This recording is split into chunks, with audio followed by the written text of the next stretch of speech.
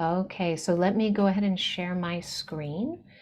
Um, and Blanca, can you do me a favor and just shout out questions in the chat? Um, I'm on it. yeah, thank you so much. Let me get this out of here. Yeah, anything in the chat that comes up, if you could just share those for me, that would be wonderful. So, good afternoon. It's officially afternoon in Texas, right? We are based in Los Angeles, and Inclusion Matters by Shane's Inspiration is a 25-year-old organization this year. We celebrated our 25th birthday.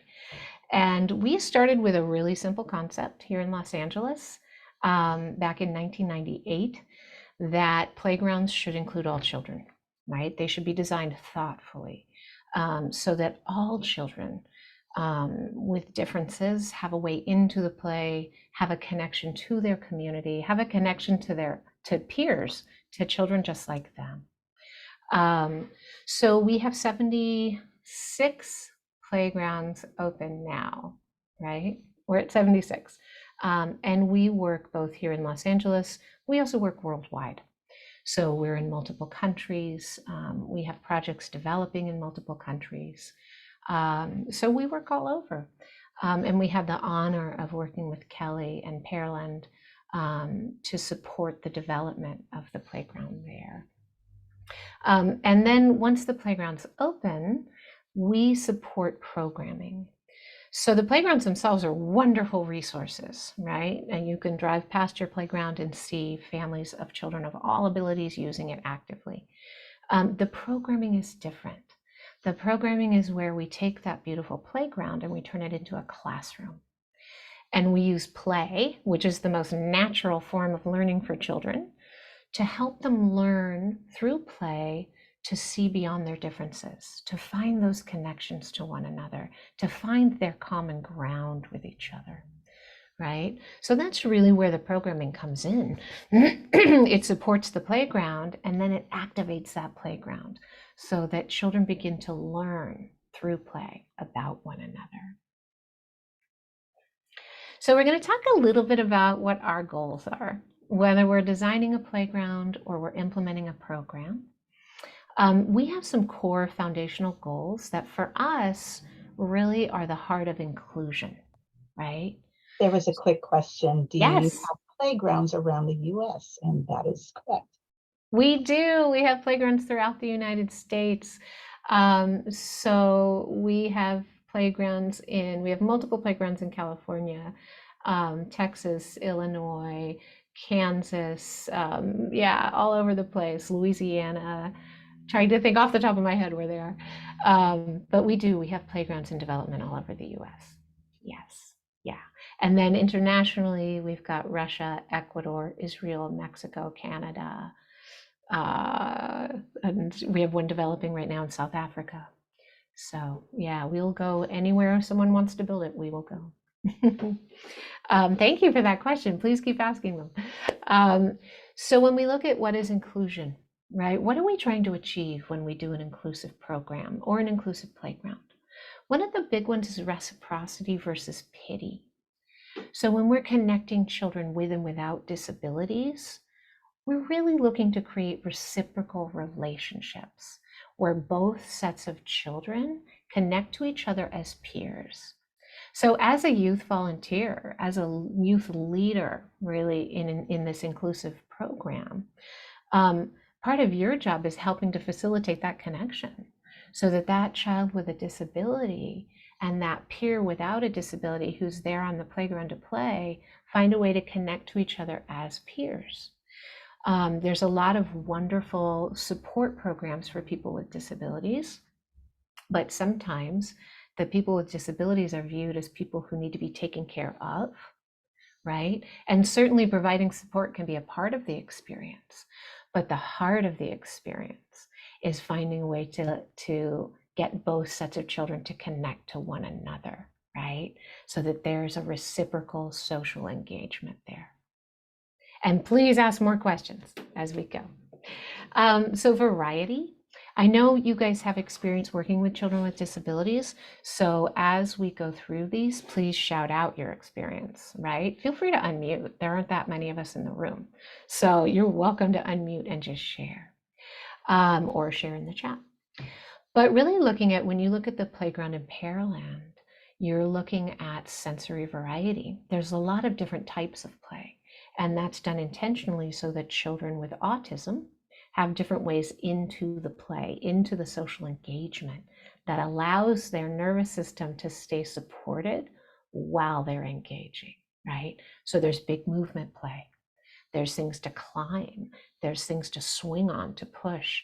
There's visual play, right? There's auditory play through music panels, through chimes, through different sounds, so that whatever that child's sensory need is, there's something on that playground for everybody, right? Which is super important. And when we look at my play club, that's how my play club's organized as well. Children choose. So you guys aren't that far away from childhood, even though you're teenagers and youth leaders. But keeping the program child directed so that it's not adult directed, because it's playtime. And one of the things that children with disabilities tend to experience less of is just the time to be a kid on the playground playing, right? There's a lot of adult directed activities. So we really keep my play club consciously child directed so that that child's allowed to engage in a way that they can engage, in a way that they want to engage, right? That free playtime is really valuable. Mental health, physical health, right? Emotional health. So that time to just decompress and be a kid, that's what my play club is for. And then what are we doing as the volunteers in the room on the playground? How are we modeling language so that the children without disabilities are hearing what respectful communication sounds like? They're hearing people first language, right? Because when they see you and they hear you engage with children with disabilities, they'll pick up on it very quickly and they will model it. So I love this next sequence of images. So this little boy, Ethan, and his buddy in the wheelchair actually was named Ethan as well. We had two Ethans that day. He'd never engaged with someone with a disability, and certainly not someone who was more severely impacted, right? So he was feeling pretty uncertain. So one of our fabulous adults in the room showed him, here's how we say hi. Here's how we give a high five. Even though we know our friend can't use his hand, we can still gently touch his hand and introduce ourselves. So then he picked it up very quickly. Children are great learners, right? As you guys know, as youth leaders. So he reached out and said hello. 3 hours later, there was a connection.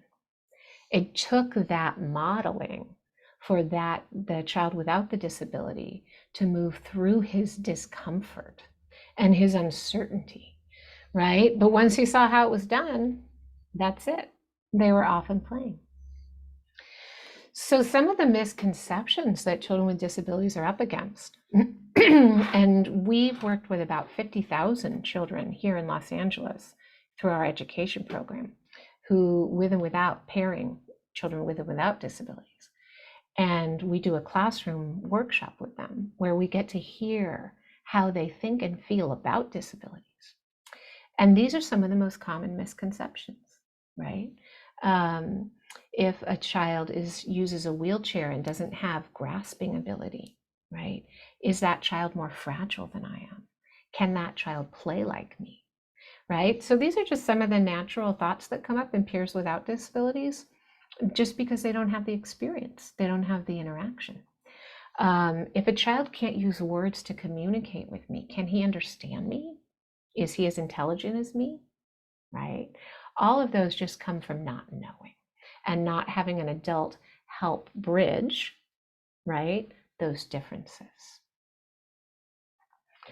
So my play club we've been doing since 2002, and we started it with a really simple idea in mind, that we had built two big, beautiful, inclusive playgrounds, 2-acre playgrounds here in Los Angeles. And we were noticing that families who have children with disabilities weren't showing up, not in the numbers that we knew existed in Los Angeles. So we started our family program to create a safe space so that families who have children with differences feel welcome, right? They don't feel like they have to explain their child's differences. They don't have their children stared at or have comments made or questions asked. They just get to show up as a mom with their child and have a good day at the park. So we really felt like, these playgrounds are wonderfully safe physically and inclusive, but the programming made them emotionally safe and emotionally inclusive and socially inclusive. So that's the beauty of my Play Club. It creates a natural environment where families of children with disabilities and without can come together, experience community together in a safe setting, right? So in our time, since we've started in 2002, we've served tens of thousands of children at this point and families. And their children and families from a wide range of demographics, a wide range of socioeconomic backgrounds. They come together from all over, different cultures, different languages, and they experience my Play Club together. So it's become a really powerful place of inclusion here in Los Angeles. So I'm going to show you a short video. This is one of our bigger My Play Clubs. They're not all this big. Some of them are pretty small, but this was one of our bigger events. Well, if you just joined us, you could put yourself on mute. That would be awesome. Thank you so much. All right, here's our video, and then we'll keep rolling. Oh, about the show? You want to know about my show? Oh. Yes, it was so much fun to be on Wizards of Waverly Place. I loved it. The kids are great. Selena is great. Very nice. It was just as much fun to do as it was for you guys to watch. Are you guys gonna have a reunion? I would love it. You want one? Yeah. Well, tell them so they'll do it. Yes. Hi, I'm Maria Canals Barrera, and welcome to Inclusion Matters by Shane's Inspiration Play Club event at Rockets Universe Inclusive Playground. Social inclusion is important to us all of us as human beings, especially for children with disabilities. And I appreciate Shane's Inspiration and Inclusion Matters for what they're doing by providing inclusive playgrounds where all of us can unite, children with disabilities and typical children, adults too, really everybody. What does it mean to you to bring your kids and hang out at an inclusive playground? It's a great park.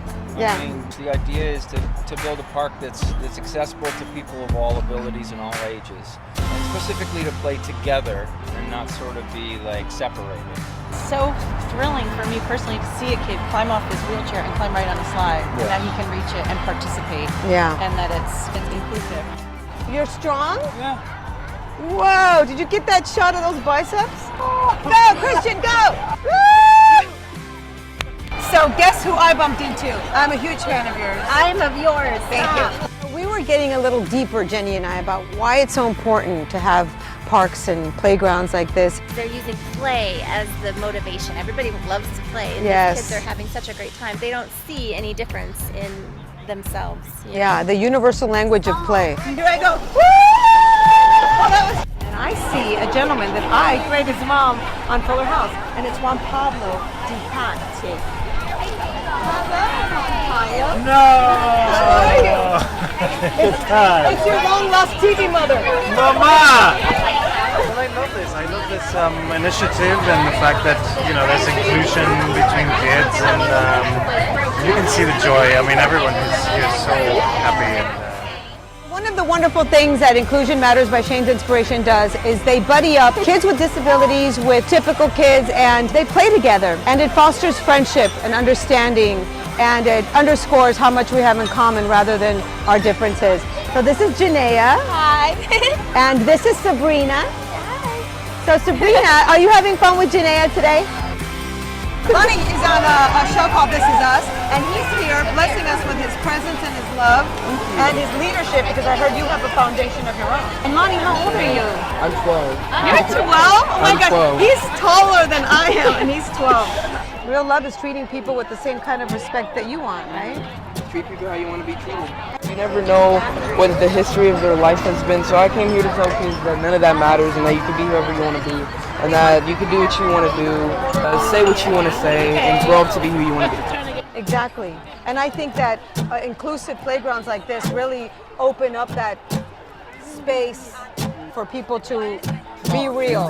As a mom especially, I truly appreciate Inclusion Matters by Shane's inspiration, ability, and vision to foster a bias-free world for children with disabilities.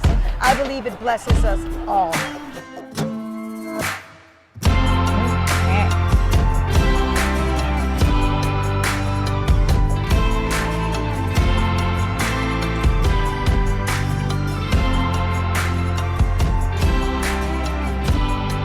All right, so that's just a quick look at what a My Play Club event looks like. And we'll talk a little bit about the structure in a second and how some of our youth volunteers, youth leaders have plugged into the events themselves. But before we do, does anyone have any questions? Do we, Ms. Blanca, have anything in the chat, or does anyone want to raise a hand? Not yet, but you could put them in the chat and I'll read them for you. Yes, please. Please put some questions in the chat. So the benefits of the program, right? You know, there's the obvious one, right, for children of all abilities. They're building social skills in a community setting, right? They're practicing verbal communication. They're strengthening their motor skills. They're strengthening their sensory integration.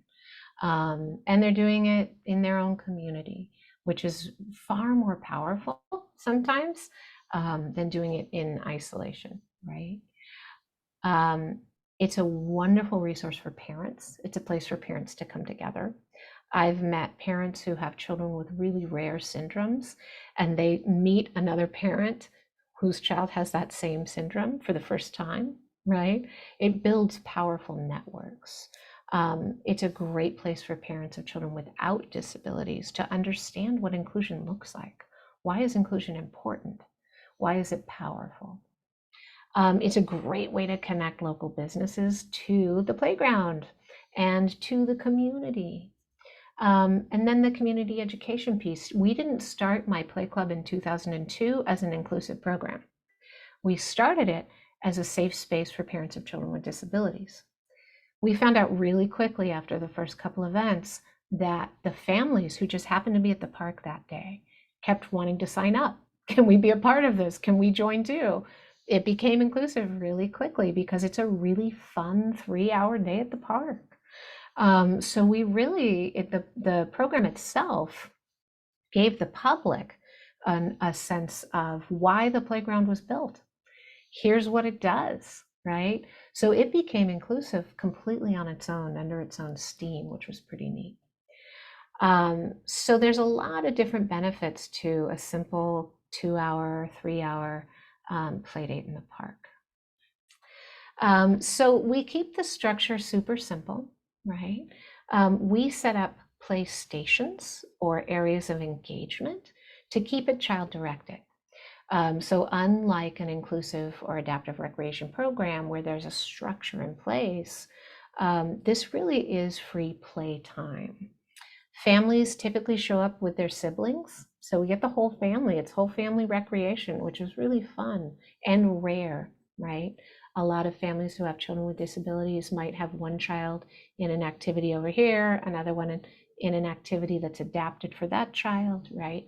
This is a chance for the entire family to come together. We have optional buddying. So we don't, if a family signs up for My Play Club, we ask the parents and that child, do you want a buddy today? Would you like someone new to play with? Typically they say yes. Oftentimes they say yes. Sometimes they say no, and they just want to play within their family group, which is fine. We have a resource booth, parent information, upcoming events, other organizations. We might have an adaptive recreation group show up and volunteer their time and offer their resources to the community. We've had music, people do drum circles, you know, all kinds of activities.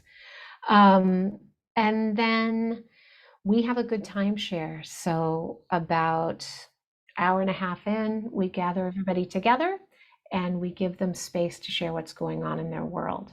And that's a great way for the families to connect on a deeper level. Okay, so it's a very simple day, very loosely structured and child directed. The PlayStations, again, variety. So we might have tactile play, which would be an arts and crafts project. We might have a bubble station, which is more visual play, right? We might have a music circle. So there's auditory play. So again, always thinking about different ways to play. So what do we do to support? How are we supporting the children with and without disabilities? Hand over hand. So if we have children with physical disabilities who are more severely impacted, right? What we'll do is we'll help that child engage with the piece of equipment or the activity. And we'll show that peer without a disability who's playing with us how to support, right?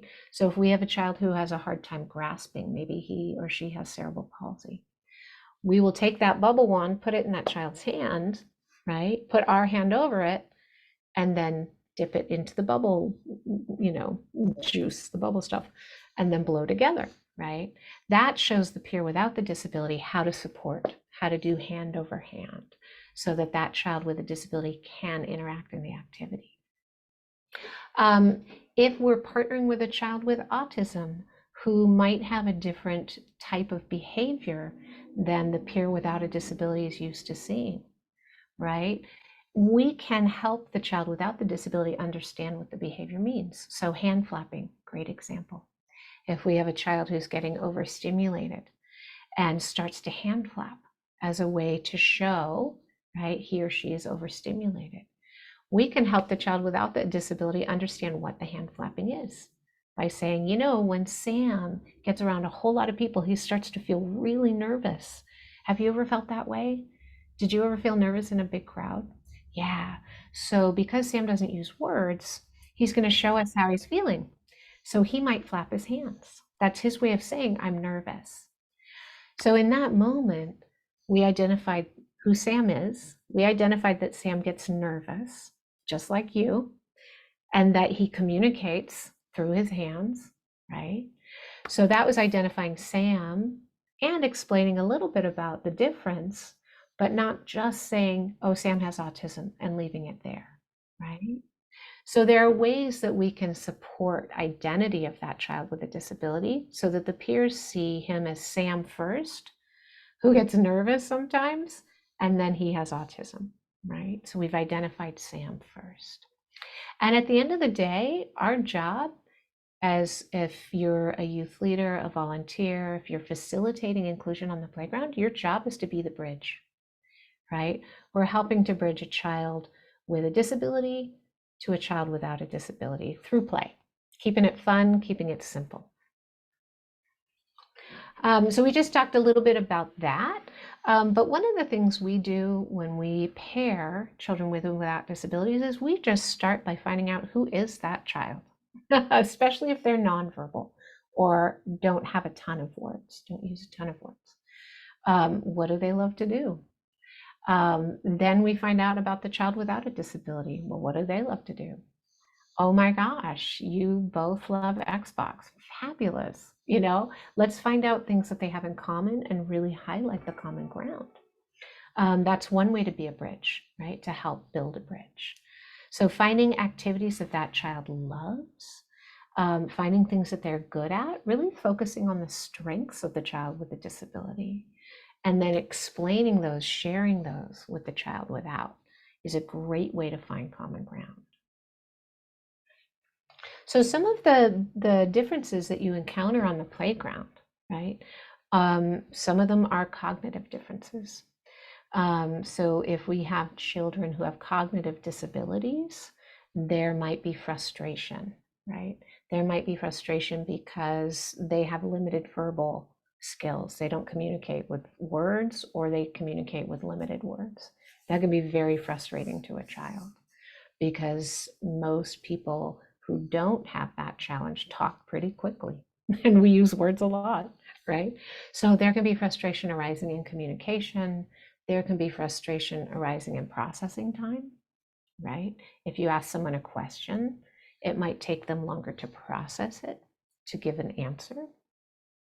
So to help bridge, again, be the bridge, what we can do is instruct the buddies who don't have disabilities, the children who don't have disabilities on the playground, in just certain very simple tips. If you're buddied with a child who doesn't use words, talk directly to them, even if they can't communicate back with words, right? It's just a simple sign of respect. Slow down and give your buddy time to respond, right? If there's a processing delay. Doesn't mean you have to slow your language down, but give them time to respond. Yes or no questions, such a good tool. If I have a buddy who has limited language and I say, so where do you want to go play? That person's going to have to work a lot harder to find the words to communicate than if I say, do you want to go on the swings first? They can tell me yes or no pretty quickly, right? So really simple tips and tools, yes or no questions, time to respond. It's okay to ask that person to repeat themselves if you don't understand what they're saying the first time, right? But most importantly, communicate directly, right? Some of our friends on the playground are going to have sensory processing challenges. That playground is loud when it's full, right? So some of our friends might have auditory sensitivity, okay? And that's the hand over the ears. That's running away from the sound. It might be dropping low to the ground. It might be getting underneath the play equipment, right? To get away from the big sounds.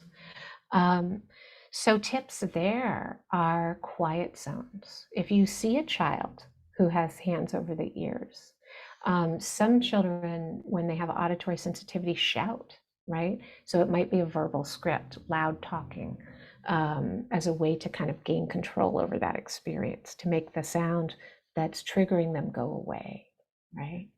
So start in a quiet area of the playground. Start with a quiet activity.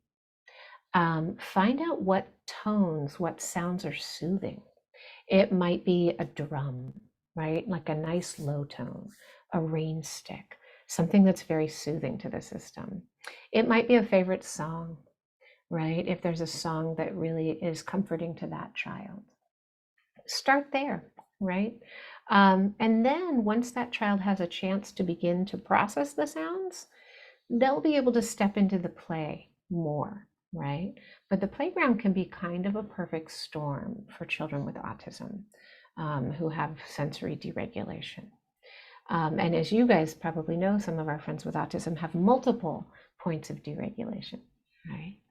So this is one of the ways in which we help bridge children, is we just start in quiet zones, we start in low tones. You can always ask mom, dad, caregiver, right? I notice that when we get by the swing, Sam does this, right? And they can give you some tips and tools. So they're wonderful resources if you have a child whose behavior you don't quite understand. Mirroring sounds. So some of our friends have echolalia, right? So they might repeat back to you what you have just said, or a portion of what you've just said, or a word, right? I had one young man at my play club. He was so great. He was young, he was about 13. And when he would get to the registration booth, because it was full of people, right? All the families were signing in, getting their name tags. It was a very busy place. He would start to back up and he would start to repeat phrases from his favorite cartoon, right? As a way that was kind of his soothing mechanism. I heard him repeat the phrases and I started to repeat them back to him. And he immediately made eye contact with me. And I said, is your favorite cartoon ... And he smiled at me, right? So just by repeating back what he was sharing, he knew I was listening.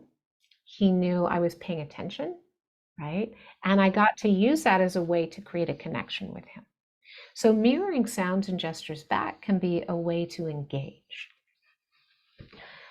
Some of our friends are oversensitive to touch, right? I don't know how many of you have, sometimes there's a texture you just don't like. Like I love to garden, but I hate it when dirt dries on my hands. I hate that sensation, right? There are certain textures that you're just resistant to. Some of our friends with autism have that, okay? So that's why we do variety. If you have a child who's pulling away physically, pushing away, you can try visual play, right? Try something that is just playing through images, playing through sound. You can go to the music portion of the playground and engage there. And then variety, right? Introduce textures one at a time. They might not like the way the sand feels or the way a certain texture feels, but they love the way the Play-Doh feels, right?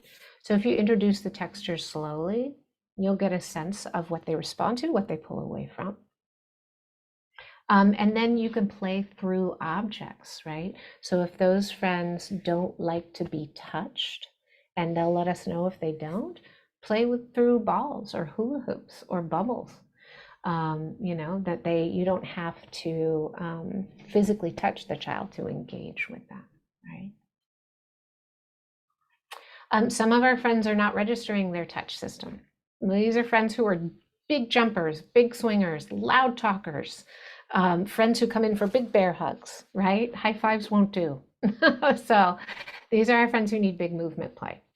You know, anything. You can organize a soccer game. You can go on the swings. The swings are invaluable for this because they get their sensory system engaged to a level that helps them stay regulated, right? So those peers you're going to see, you're going to notice, and again, ask mom, dad, caregiver, what some of the activities they do that they love to do, right? So that they can not only do something that gives them the big movement they need, but it's familiar, because a playground is full of strangers and it's full of bodies that are unpredictable in motion, right? All of that can be very overwhelming. So something that's familiar, something that gives them that big movement that their nervous system needs to stay calm, right? Overwhelm. So the beauty of your playground is it's contained. It's a really lovely contained space. Some of our children with autism get into large spaces. So think large grassy fields, big blacktops, right? Anywhere that doesn't have a visual containment, right? And they have a hard time physically locating their body in relationship to the space they're in. So if they walk into a big grassy open field, they will feel overwhelmed and they will start to deregulate because they can't physically locate themselves in that space. Whereas if they walk into a small space that's visually delineated, they can stay regulated, right? They can organize their response to the space they're in. So these are friends who go underneath the play equipment, drop low to the ground, right? Because they're seeking containment. So if we have friends who are experiencing that, play underneath the playground with them. You know, bring musical instruments underneath the play space, right? Go into any spaces that are smaller or contained. And that'll be a great way for them to start. Once they get used to the playground, once they get used to the space they're in, they will be able to move out, but they may need to start the experience in that small contained space and then start to get comfortable, and then they'll move out to other parts of the playground, okay? Connecting kiddos with physical differences. Always, if you have a child using a wheelchair, drop low to the ground, drop down to eye level. Make sure that they see your eyes, right, when you introduce yourself. It's just a great way to establish connection. And if you have children without disabilities that you're connecting with that child who's using a wheelchair, give them these tips and tools. It'll really help with their connection and their comfort level. If you have a child who cannot use their hands, cannot grasp, you know, find another way to high five, right? Find a way to fist bump, or just touch their shoulder, don't grab, but touch their shoulder and say, hello, my name's Marnie. What's your name? You know, find a way to connect. All of these tips and tools really help. You know, we look at sometimes assuming what that person can or cannot do, find out, ask mom, dad, caregiver, you know, can so-and-so use the swings? Can they come out of their chair and use the swings? You know, to really find out what they can and love to do first, rather than making those assumptions, right? Come in front of the chair, all of those good things that you guys probably do all the time. But as you're playing with children who have physical disabilities on the playground, give these tips and tools out to the peers without disabilities, because once they hear it and see you do it, they'll replicate it super quickly, okay? And then adapt. So when we start my play club and we volunteer buddies with children, my play club members with disabilities, we take time to introduce ourselves, right? Let's make eye contact. So I'm Marnie. I love music, and I love to sing, right? Find out who your buddy is, what they love to do, and then start the event there. Because one thing we have to remember is that person's getting used to you. They may not know you, right? That child needs to feel safe emotionally. They need to feel safe physically. So really take your time, introduce yourself, find out about each other, find out one thing you have in common, right? Even if it's simple. That will help establish that social connection. It'll help establish that reciprocal connection where we're learning about each other now, right? And if you're in charge of connecting children without disabilities to that child with a disability, really take the time, right? Be that bridge between both sets of children, especially if one child is nonverbal or low verbal. And then an intentional goodbye, an intentional close, right? High five, thank you for playing. I loved it when we ... You were so good at the drums. I really loved playing drums with you. You know, anything to bring the event to a close, make that intentional close. And again, if you're facilitating children with or without disabilities playing together, really make sure they bring it to that intentional close. It's a way to just, you know, come full circle, but it's also a beautiful sign of respect, right? It's a sign of reciprocity. Thank you for playing with me, right? And that's the long and short of how we connect children with and without disabilities. Let's just pause right here and see if there are any questions. If anyone has anything they want to share that you've done that's worked. Hi, I actually have a question. Yes. So commonly when we work with people with disabilities or special needs, we're often told to, of course, not use condescending language, for example, like baby talk, etc. But my question is, since we're working mainly with kids, is it still okay to use that kind of language, for example, like speaking gentler or etc., without it being condescending or belittling? I got you. And that's so important. And such a good point that you bring up. So one of the things that we work with a lot of special education teachers, we've worked with hundreds and hundreds, and one of the things they always tell us, especially for our kiddos who might be physically smaller because of their disability or might not have language to communicate, they don't want to be babied. And if you think about when you were little and somebody was doing that to you, oh, didn't sit well. So that's a really great point. What do you do? Talk to them like you would any other kid, right? So use the language you would use with a child without a disability. The people first language is always a great place to start, which I'm sure you guys know about. So you identify the child first, right? It's a child with autism. But really the rule of thumb is talk to that child like you would want to be spoken to, right? So if you are working with a 10-year-old with a disability, you would talk to that 10-year-old like you would talk to a 10-year-old without a disability, right? If you're working with a 3-year-old, you're gonna modify your language a little bit. But I think if you just talk to them like you would talk to any child that age, right? So speak to them like their chronological age. That's a nice baseline, a nice place to start. All right, thank you. Yeah. And the other piece too is use of words. So, we've gone through this as well with folks that can, if you have working with a child who uses a wheelchair, can you use the word run? Like, hey, let's run over to the, soccer field, or let's run over here, run over there. Absolutely. You don't have to modify the words you use at all. Just keeping that people first language in mind is really helpful. Yeah, it's a great question. All right, thank you. Yeah, I hope that helped. Anybody else have any other questions or insights? What have you done that's worked? As a youth leader, what are some of the tools you've used?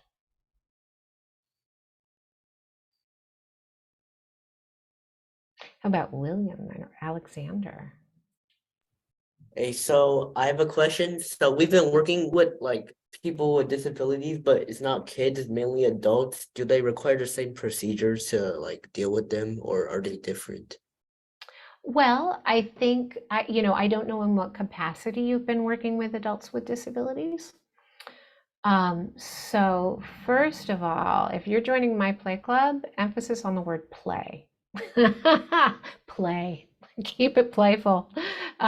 You're there to play, right? And to engage through play.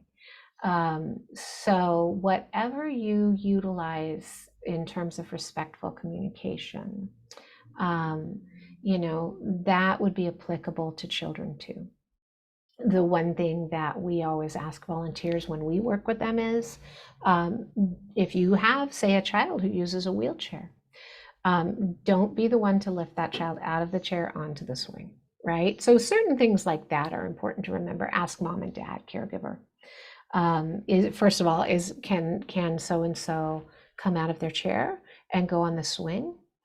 If the answer is yes, then mom, dad, caregiver should be the one to transfer the child, just because we don't know, sometimes there's special equipment involved. So that's really a good rule of thumb. But I would keep it playful and keep it play-based. That's a really important piece of my play club, because they're there to have fun. And you are going to be one of the coolest features of that day, right? Because you're older, you're going to be cooler, and they're going to want to play with you. So yeah, that's one rule. But certainly if you have protocol that you follow, it's the same protocol. Yeah. Okay, thank you. Sure. Anybody else? Anybody have any questions or experience with children with autism, children with different sensory systems? Because that can be a big piece on the playground, right? Playgrounds are loud, busy places.